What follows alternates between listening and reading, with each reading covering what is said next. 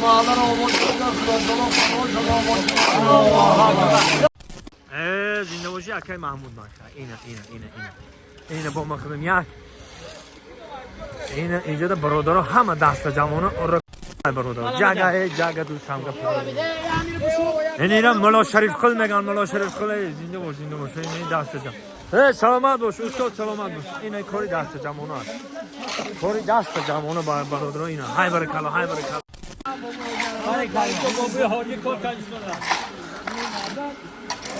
برای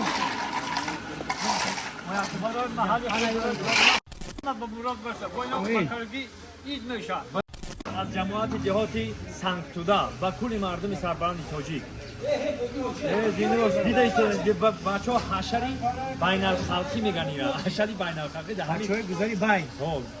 اکنون مقصد که همه در همه جا ها آبادی رفته شده با محله و چی میگه مرکزی جماعت جهات سنگتودا بازم آبادی در این طرف محله گامه اینه پیرو برادر رو اینی پیری کارمونه این همه دو نفتاش کندی میگنی پیری کارای این استادی من 5 سال بود 25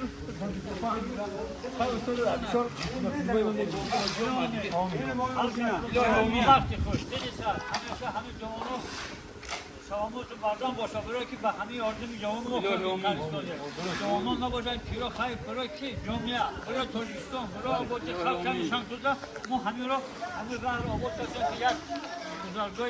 شغلگر ماشینگر رو همه تهار کردیم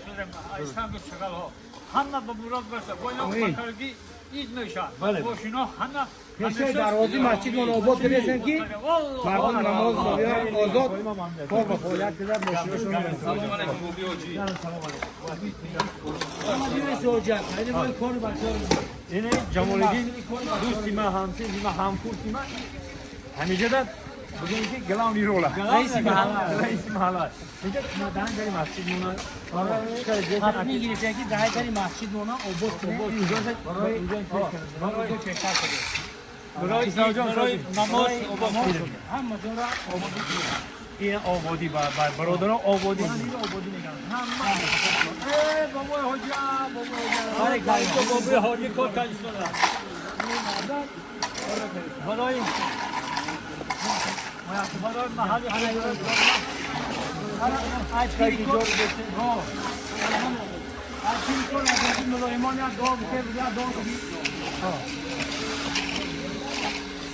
بایگان چیکاردن می‌کنی؟ چیکار که دیده ایستوری نگاه آنچه که ایونات رو زد بابایم نیست اور را کار بورا تو اینا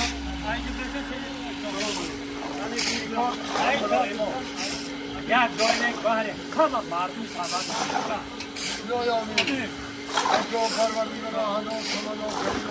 هر کیلو روز مقصود هر سال چلو بروانی مثال کردن همین با چویر کی دارند خدمت کردن او بودن همه چلو مکان میکنن برکت اون باردان خودم دولت سمجھو کی روز مقصود مağalara olmak üzere sıradan kanal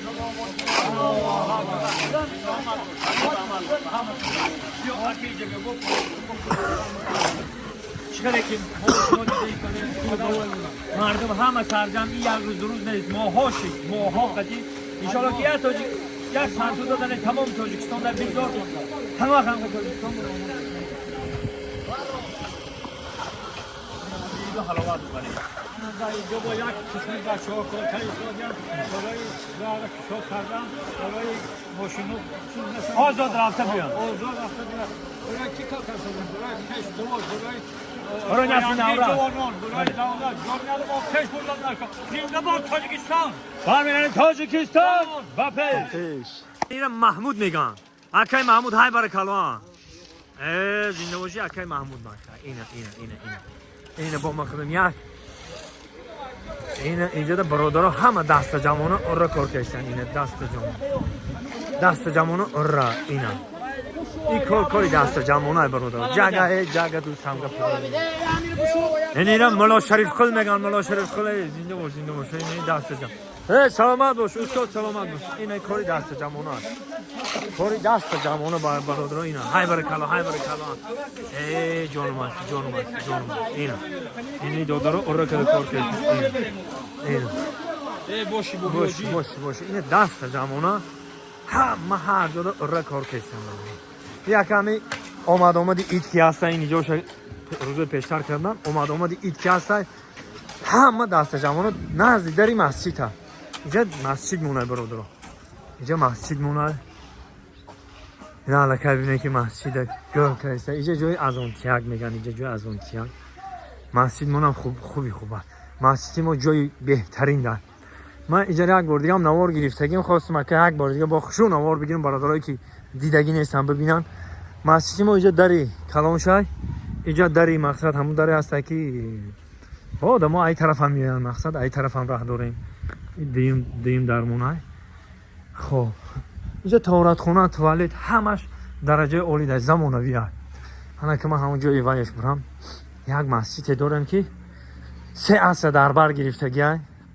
انا مسجد مون اینه بسیار آدمو مقصد مده نویستگی بدن که خیلی چیه باید یک بار دیگه برای شما من اینو میگیرم این 3 عصر دربار گرفتگی است عصری 19 دا نمیدونم 17-18 سال عصری 19 دا 100 سال عصری 20 اینه با میبینیم که عصری 21 دا اینا 20 چند سال دیگه میشه 26 سال دیگه در عصری 21 اینه مسجدی ما اینجا جای هسته که فقط تماشا کنه حلاوت بر اینجا میان اینا جای شیطنک داریم اینجا جای شیطنک مونه میشینی اینجا به حضور تماشا میکنی پایانا این خانه دوستی من خانه دوست مراد اینجا ده یک دوست مراد داره خانه اینجا ده خب اینه که چقدر ده آباد این پیسته بچه ها ایش پیسته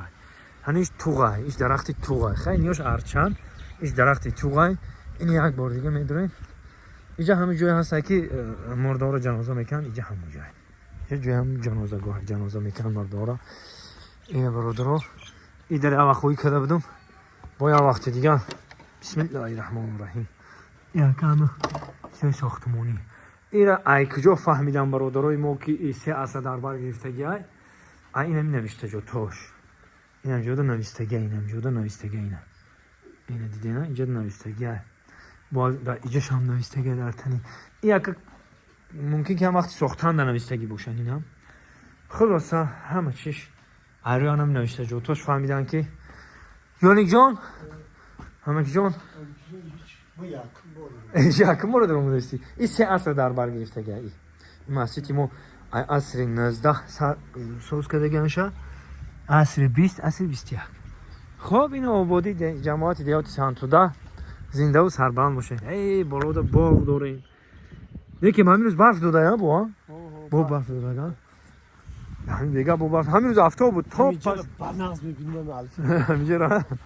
الان خوش رو داره خب نه جای گوشتینگیری ها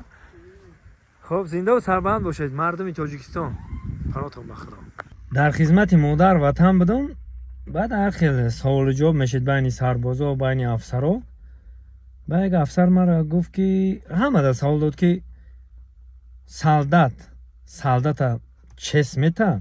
یعنی که سرباز در چس میتا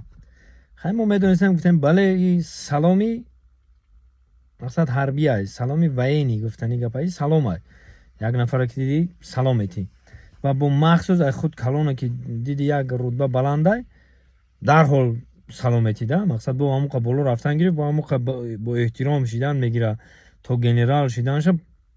با مقصد با احترام با نظام میری سلام ایتی سلامی خدمت های و با یک سوال دیگه در بینی مقصد ما آمده بود که از طرف ولایت سوخت بودن با ما سوال دادن که در طرف شما در طرف ولایت ختلون شما توتو کده گپ میزنید تو میگین ای خد کلونه برای چی ما توتو نمیگیم برادرم ما ای خدمون کلونه شما میگیم ای خدمون مایدره تو میگیم و در دین مبین اسلام تنها خدا را تو میگن تمام تنها پروردگار را تو گفته گم میزنن ما ولایت خاتلون همین خیلی هستیم که مقصد نفران اومدگی نیستن میدونن ای خدمون کلونا شما گفته گم میزنیم ای خدمون پایونا تا گفته گم میزنیم هم خیلی عادت های من نمیدونم در گیرد و نوای ما هم خیلی های زنده باشه